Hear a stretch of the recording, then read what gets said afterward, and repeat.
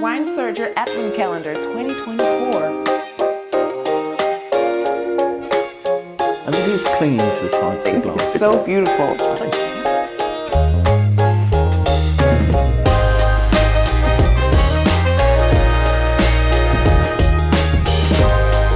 Hey everyone, welcome back to day 15 of Wine Surger's Advent Calendar 2024. So today, on day 15, we're back again in Napa Valley. In the Napa Valley. This time, we went here before with the Clif family. This time, we're here with a red. Yeah, so the Clif family, they're producing an organic wine for us again. It's an organic wine. This is our second red from the Napa Valley, a very different style. So this is from the Knoll district, as I was explaining with the Sauvignon Blanc from the same vineyard, in fact, the Val de Soto vineyard. This is towards the south of the Napa Valley, so not quite as warmer area, one more cooled by the breezes coming through the Petaluma wind gap and with the fogs and everything else. So to try and give a bit more richness, I think they've blended the Cabernet Sauvignon. So I think there's, what is it, 68% Cabernet Sauvignon? I think 68, it says in the booklet there, yes, and with 32% of Merlot. And the Merlot tends to just give more roundness, a bit more richness. On its own, Cabernet Sauvignon can be a bit lean and a bit, perhaps not have the breadth and the ripeness that you get with a bit of Merlot in there. So the two blend quite nicely together in cooler climates, just to give a bit more body to it. So a wine from an organic vineyard again, certified by the California Certified Organic Farmers Association. I think it's very interesting because when you said that it's from a cooler climate, I immediately started thinking, how's the wine going to taste? But then you explained that it's mixed with Merlot, and that's just, I don't know, it's important to maybe throw out there that if you want to make wine and it is a cooler climate, you can actually mix it to get that warmer sort of rounder. Yeah, I mean, obviously you've got different flavour characteristics. I mean, in a cool climate, the Cabernet Sauvignon can become very black curranty, quite leafy. So just giving a bit more warmth by blending it with the Merlot will help do that. I'm expecting that this will have more red fruit character and less of the black fruit character you get when it's really ripe. I mean, the alcohol on this, I think, is, well, I think it's labelled as 14.3%, but one of the technical notes actually says 14.9%, so I don't know if that's a misprint or whether the actual... That's a bit of a difference. Or whether the label differs from the technical detail. I mean, that's allowed. You can be a little bit out, but a less alcoholic style than the previous Napa wine that we've tried. So I'd be interested to see how that develops. Yeah. This has a shorter drinking window. It's only 4 years. I think because it's a lighter style of wine, so I think its freshness will... So what actually happens when the wine exceeds its brightness? That's really a matter of opinion. It depends on the style of wine that you like. I mean, some people like older wines that... you just sometimes see cellars with wines in there that's been there for ages and they're all dusty and stuff. Are they actually drinkable? Sometimes really old wines can be fantastic. I mean, the danger is that the wine sort of becomes almost vinegar if it's not kept properly. But older wines can become quite sort of ethereal in their delicacy. They can have lovely perfumes. I mean, sometimes they don't last particularly long in the glass. Would the cap have anything to do with that? And also, like, is there, I think a lot of people are thinking about this, and I've heard stories, but I don't know if this is true. Is the cap important? Like, is there a difference between a cork and a screw cap? I think the main difference is actually the consistency of the product. I mean, if you think about a cork, a natural cork is made of a bit of wood. It's the bark of the cork oak tree coming from Portugal. And you'll get a different consistency. There's a certain oxygen permeability for each cork, and each one will vary. So if you have a case of wine and you age it with cork, each one is going to age slightly differently. Because whereas you'll get a consistency of aging with the screw cap. Okay, yeah. I mean, one of the main reasons for moving to a screw cap was so that you didn't get faulty corks ruining the wine. But actually, the fact that the sort of greater consistency in aging, I think, is probably more important. for that. I mean, people still feel more secure, I think, drinking white wines with a screw cap. We need more research to see how well they develop over long periods in the screw caps. But as I say, the consistency is the most important thing. Yeah, I think actually that's a very important point, because for a little while it seemed like a screw cap was associated with the quality rather than technical aspects of wine. In honesty, in New Zealand's wine industry, it's actually these days quite rare to see wines sealed with corks. In the domestic market, almost everything is. I think there was some original feeling that because New Zealand was the furthest round the world from Portugal, they got all the worst corks. But that may or may not be true. But certainly, it's a country that, along with the Australians, were some of the pioneers of using screw caps, and it's become very widely accepted there.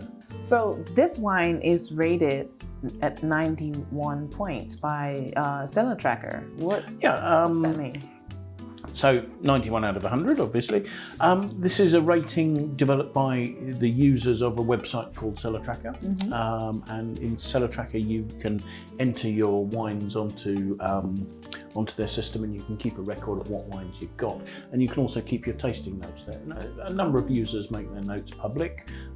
So it's not a professional critic, but it's a group of knowledgeable amateurs putting their notes out there, and we tend to find that their notes are very much in line with the scores that the professional critics give. Really? So we like to include them in our critics' reviews. So I love that.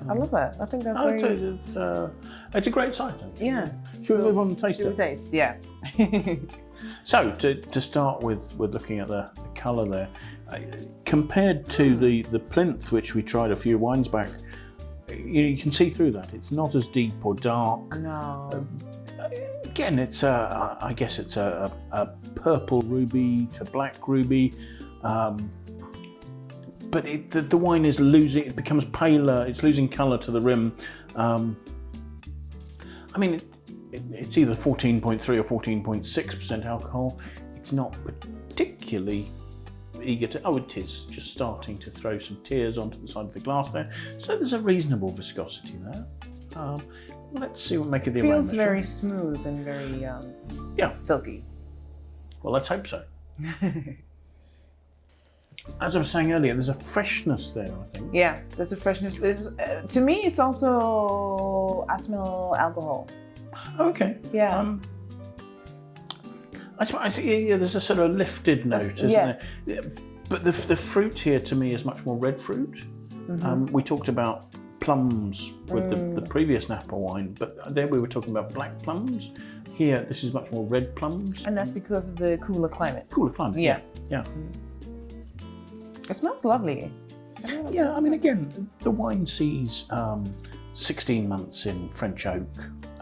French oak? French oak, yeah, about a third of that is new. These are small 225 litre barrels normally. What is the difference between French oak and new oak and different types? I imagine there's different types of oak. Yeah, the main difference that you'll see, this oak comes from a number of countries, but predominantly the difference is French and American oak. And the reason that is seen as a difference is that French oak tends to be sessile oak, European oak, whereas American oak is Quercus albert, the white oak. So it's actually a different species of oak. Right. And so French oak has a tighter grain, and coming from France, where it's cooler, it grows more slowly. And as a result of that, the production process is different. American oak, because it's wider grain, can be cut with a saw. Right. And French oak, you actually have to split it to make the staves.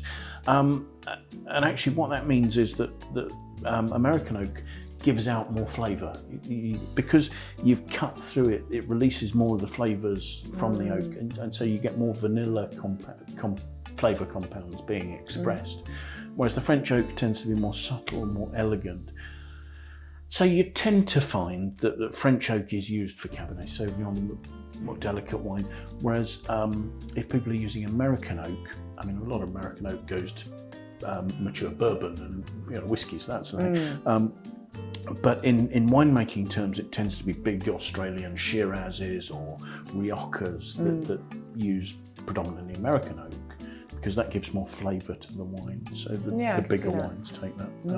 Oh, very interesting. So there's sort of an elegance there. I think there is perhaps a hint of spice on the back here, but I could be imagining that just because I know that the oak is there.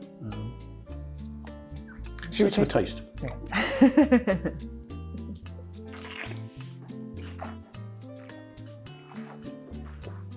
Well, that's sort of mid-weight, isn't it? So the lighter, the cooler climate fruit. But there's still a nice firm tan in there. There's an almost sort of velvety, slightly grainy texture, perhaps. Slightly grainy. I think this is very drinkable. I think this is also one of the ones that everyone can drink. It's quite appealing. It's not quite as chocolatey smooth as, say, the Vinterist was. We're seeing a lot more of the red fruit on the finish and the freshness. Yeah. There's quite a nice length. The alcohol's nicely in balance. So you've got good freshness, a nice structure. There is that predominance of red fruit. I mean, there is a sort of a dark fruit core there, but it's finishing with flavours of red fruit. It's definitely, and the flavours are lasting really quite nicely. I mean, this is not a hugely expensive Napa wine, and I think that's showing some really nice value for money, actually. It sounds like it goes for $42. So, not a lot cheaper than our last Napa Red. It's not too heavy. Like I would say, it's strong. It's full of flavor, but it's not a heavy wine. It's mid-weight. It's structured. I think the acidity and the structure would mean it would cut through rich sauces and go nicely with definitely juicy meat. Yes. I mean, with a piece of lamb or something like that. I think that would be lovely.